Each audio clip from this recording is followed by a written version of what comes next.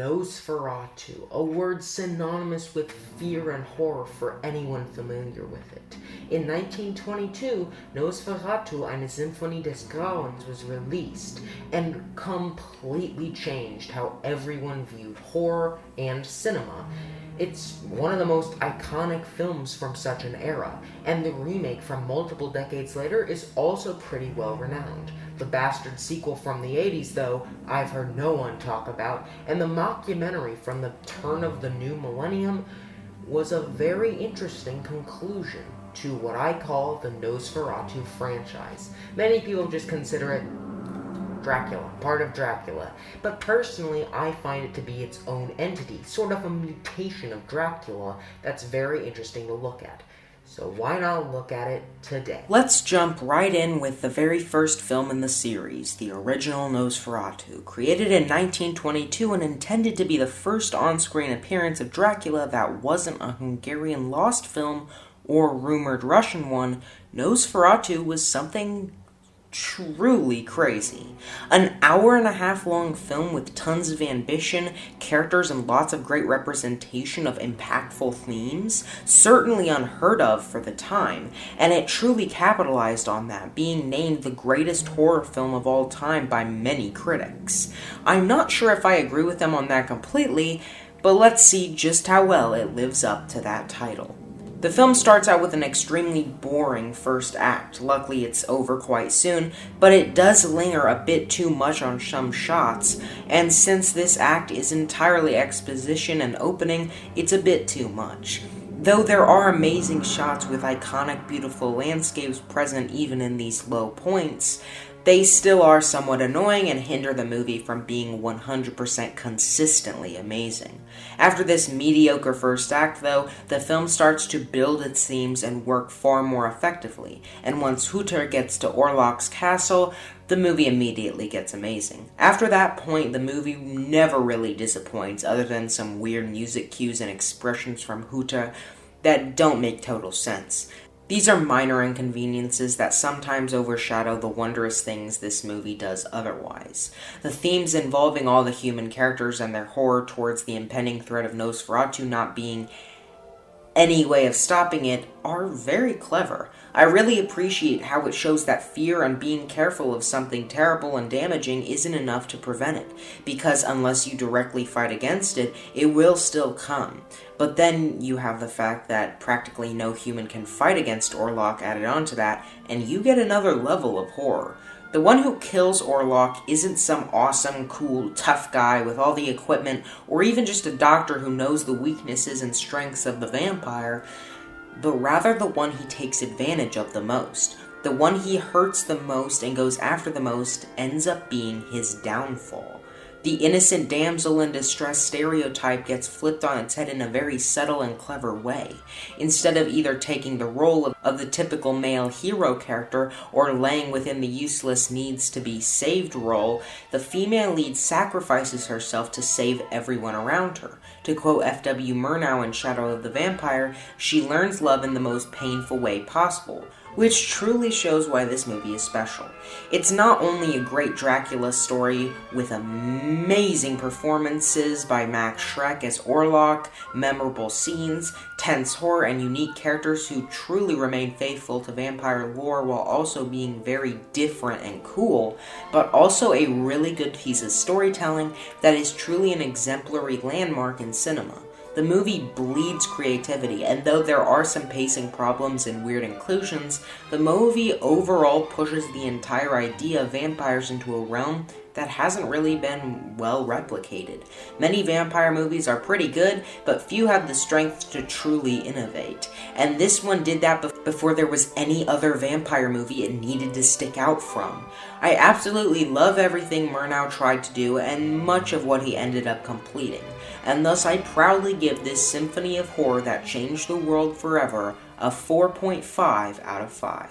Many decades later, in the 1970s, a different German director, Werner Herzog, decided to direct his own remake of the horror classic, this time with sound and color. Named Nosferatu the Vampire for the English version and Nosferatu Phantom der Nacht for the German version, this film was a complete remake of the original classic, which had to achieve a difficult balance of original and unique stuff and staying faithful to the original film. This film does do a great job in most areas of replicating the original and also being something new and entertaining. The film maintains many of the best scenes from the original and sometimes even improves upon them, but also has many great scenes that belong solely to it.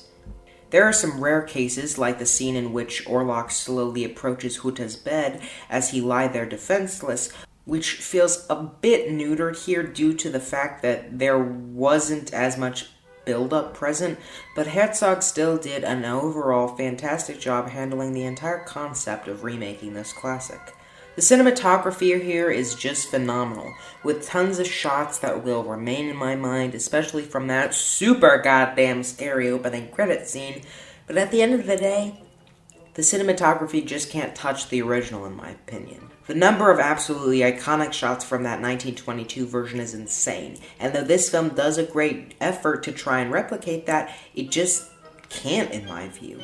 The characters are made both worse and better at the same time, which is a very interesting change. The characters can finally speak and are more expressive in some ways, but in many other aspects, the original acting from the silent film was more expressive through simplicity and the artistry achieved without the extra layer of sound. Although, with Orlok being played by Klaus Kinski, I think the acting automatically wins over the original. This single performance is so unsettling, terrifying, and memorable that any other errors in this remake's acting are basically meaningless. But he's not called Orlok, is he? And she's not called Ellen, is she? Yeah, they changed the names of the characters to be the characters from an actual Dracula film, and even changed some of their personalities to better fit with a typical Dracula film, which I am very against. If I wanted to watch a Dracula movie, I'd watch one of the nearly 30 goddamn Dracula films. With Nosferatu, you only get 4 times, so at least give me real Nosferatu all those 4 times. The sound design is one of the most underrated aspects of this remake due to how well it builds up an atmosphere simply through the haunting sound of silence, only occasionally broken by faint sounds of nature, dialogue, or music. The story doesn't emphasize some of the best themes from before as much, instead placing the new idea of Orlok's dread from immortality at the forefront of the story. This is absolutely genius from every angle. It brings a brand new perspective to this villain character, making him more sympathetic. It is also one of the many aspects to help distinguish the remake from the classic, because it allows it to sort of sidestep the themes from the original in favor of this completely original idea.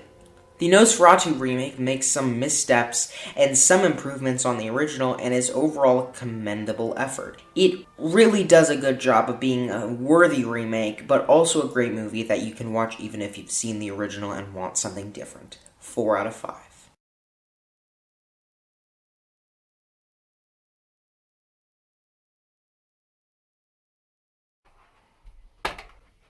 What the hell are you doing, Walter? I brought you some pizza from Venice. What? I think that's not a pizza. I think that's a terrible movie. And I think it's one from Venice. And I think it has Nosferatu and Count Orlok in it. Don't make me say the name. Don't make me say the name. Wait a minute.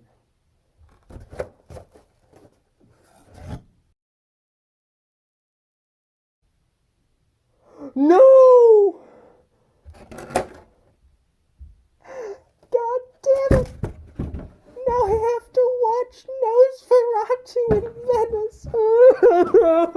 9 years after Nosferatu the Vampire did a fantastic job carrying along the clean slate of the Nosferatu franchise, a weird little movie had to come along and screw everything up.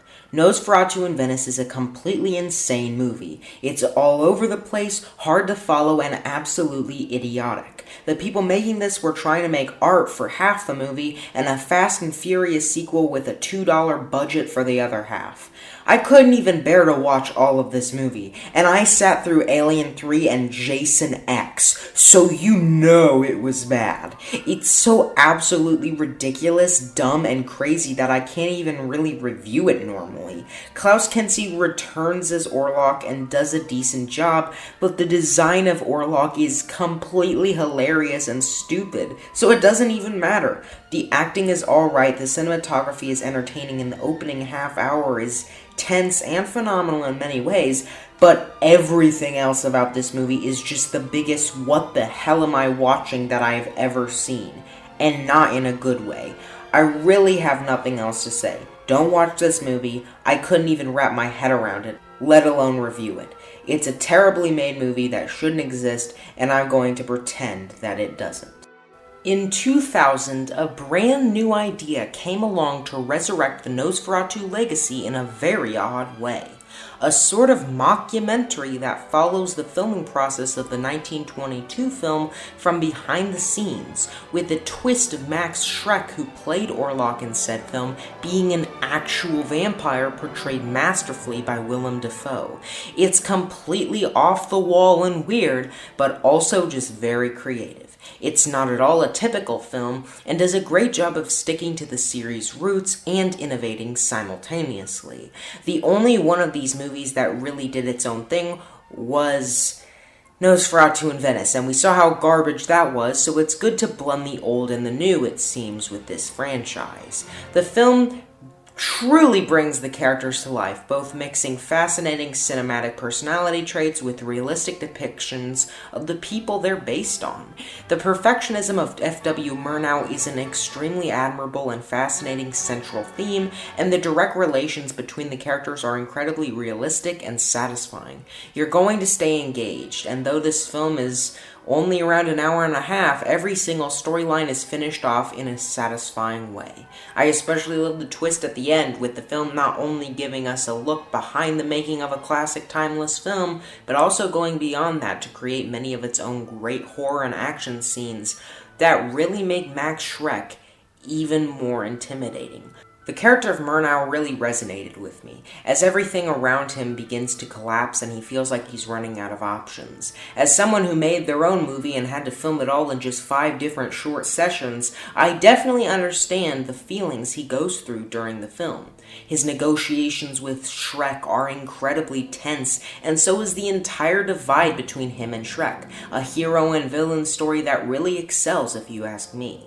I don't want to spoil any more of the movie because it's artistic for the critics, perfectly balanced and entertaining for the masses, an awesome bit of information for those interested, and one of the most insanely creative ideas for a film if you're looking for something different. No matter how you slice it, Shadow of the Vampire is the perfect culmination of the whole Nosferatu series, and one of the finest horror films from the current millennium. 5 out of 5. And there you have the Nosferatu series. Like I said, it's a weird little mutation of Dracula that I find to be incredibly interesting, and there you have it. It's really cool because it started out with 2 classic, amazing movies, then had a terrible follow-up that no one liked, and then finished off with a weird, different successor that went back to its roots and succeeded in a large way, which is really representative of the path a lot of horror movies and their series go down, starting off with some classics that everyone loves, having some terrible sequels, and eventually multiple decades later coming back and having some weird but really, really good successor. So it's really cool how we got to witness such a journey with only 4 movies. And now that we've talked about Orlok, I think it's time we move on to something a little more hardcore. That's right, Dracula. And I know what you're thinking. You can't possibly review every Dracula movie. Yes, I can, and I'm going to. I'm coming for you, Dracula. I'm going to review all the classic Dracula films, and I'm going to do it this Halloween. So make sure to stay tuned for Dracula FilMask reviews coming October 31st, 2021. Now, be safe, everyone. Hope you're looking forward to our big Dracula blowout, and goodbye.